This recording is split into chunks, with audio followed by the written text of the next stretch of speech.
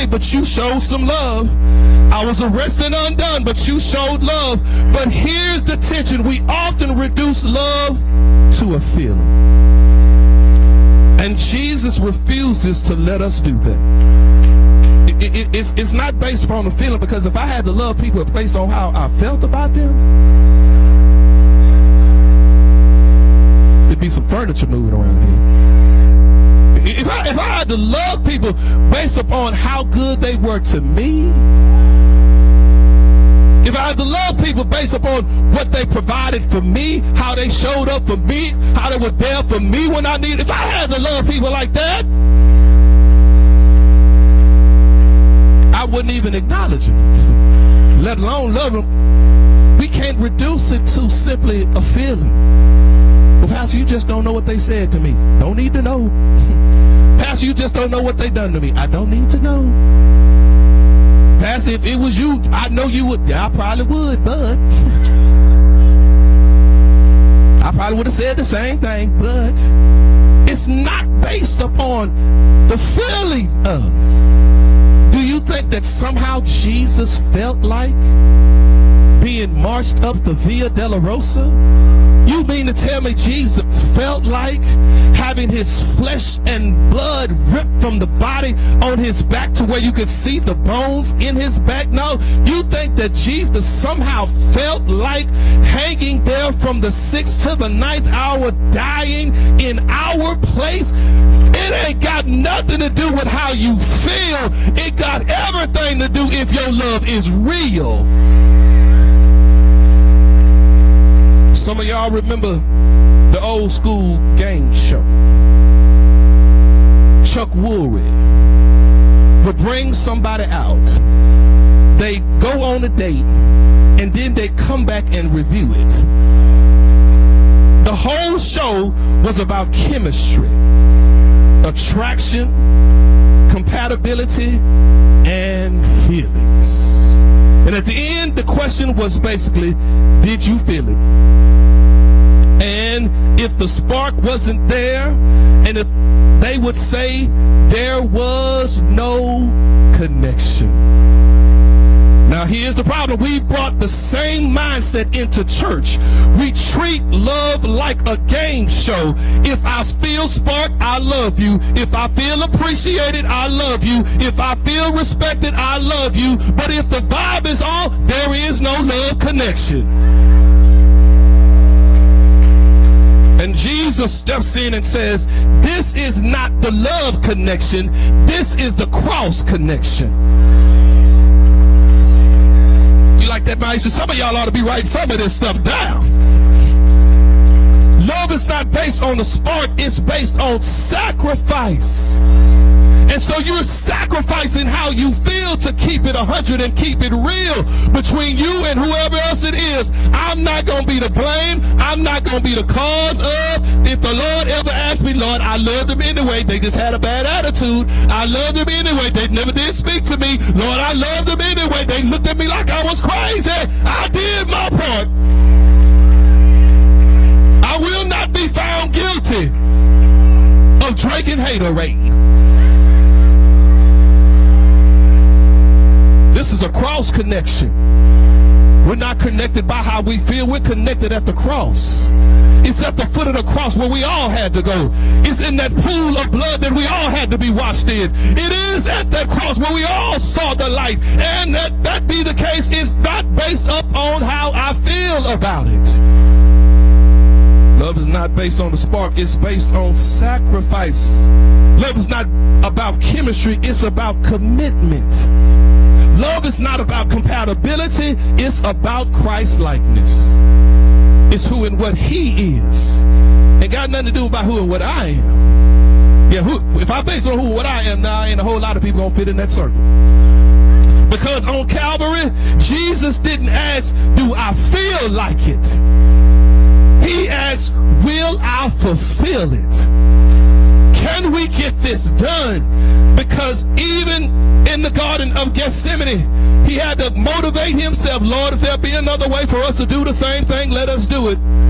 But nevertheless, It ain't what I want. Nevertheless, it's not how I feel. Nevertheless, it's not based upon my opinion. Nevertheless, let your will be done. And God's will is that I love you. Why is that? Point 2 of the day, and we're halfway on the way. Love is an action, not a feeling.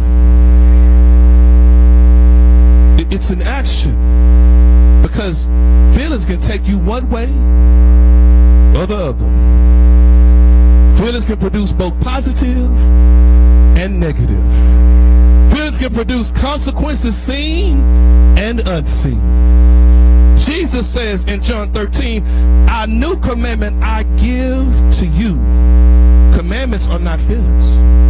You either gonna do it or you ain't. You either gonna follow the command or you're not. Commandments are directed. It is imperatival. It is not suggested. It is a command that you love one another. You sitting all the way on the other side of church, so you don't have to speak to so and so. Matter of fact, you don't even stay for church when you see her coming. You gonna mess around, you gonna leave here and go to somebody else's church because you didn't want. Pastor, you being messy. I know. We avoid doing what God has commanded us to do, and then we wonder why our lives are turning upside down. We don't want to love nobody, but we want the Lord to love us.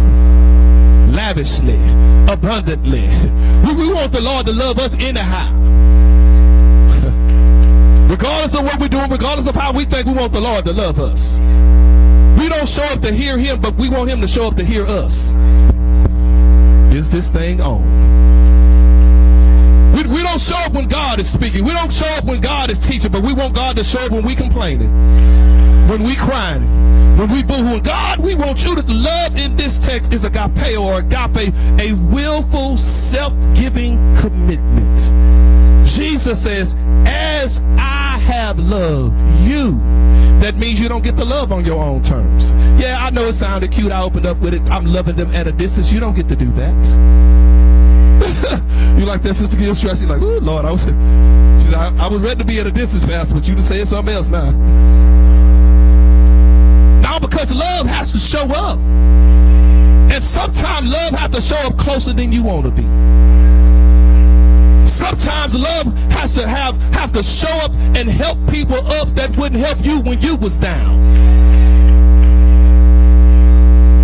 I get it. I understand. That means the standard is not the culture. The standard is the cross. Well, if I was you, long post alert, I'm not reading it. If I was, I went through, you telling everybody all of that stuff on the book. But you ain't reading or doing nothing that the book told you to do. No, not emotional love. Not convenient love. Not reciprocal love. But sacrificial love. We love because he first loved us, and it was nothing about us even to like, let alone love. Filthy, low down, rotten sinners, and God loved us. Matter of fact, it doesn't just say that God loved us. It says it this way: God so loved the. Ooh, Lord, there's some folk in the world. You hear me? I don't know if I'll ever understand how somebody loves people like that are in this world. Do you know what that means? He loved the addict. He loved the streetwalker. He loved the one who's committed crimes. He loved the ones that don't love themselves. He loved the terrorists. He loves the world. Though the world does not love him back. That's why it's sacrificial. You don't always feel like showing up. You don't always feel like forgiving. You don't always feel, thank you, D, like being patient. What is required is what's of us, but love chooses action over mood. Regardless of what you feel like. I don't feel like getting out of my bed. It's 3 in the morning. Why is you calling me right now? That problem gonna still be the same problem in a few more hours. Hit me back.